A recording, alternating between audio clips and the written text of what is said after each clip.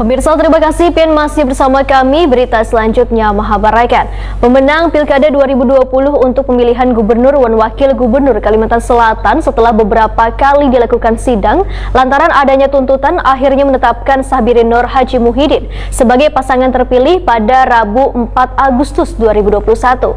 Namun setelah ditetapkan ternyata masih belum adanya pelantikan.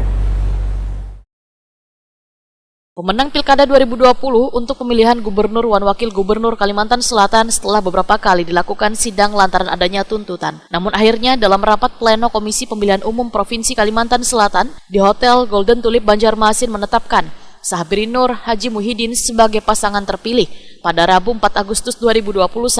Namun setelah ditetapkan ternyata masih belum ada pelantikan.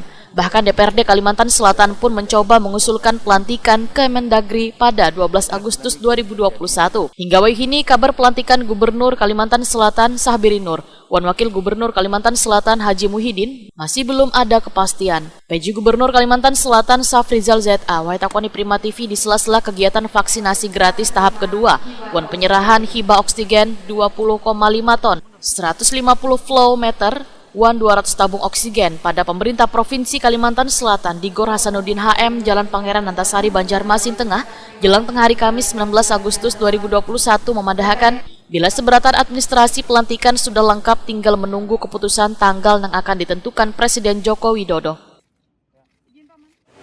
Saya tidak tahu ya, tapi dalam waktu dekat ya, karena semuanya administrasi sudah di setnek atau setkap dan itu kewenangan Presiden untuk menetapkan harinya. Saya belum dapat informasi harinya, tapi dalam waktu dekat ya. Kalau ini hari apa nih? Hari Kamis. Kalau nggak minggu ini ya minggu depan lah. Jadi tidak akan bergeser lagi dari pada itu. Tanggal pastinya memang belum dipublikasi oleh Sekretariat Negara.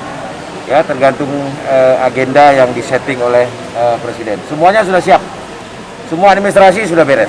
Ya, tinggal waktu Presiden. Kalau undangan dari KC importnya terbatas juga Pak ya? Prokes, ya prokes. Jadi sangat terbatas. Dan tentu saja masuk ke sana juga pakai pengamanan yang berlapis-lapis ya kesehatannya.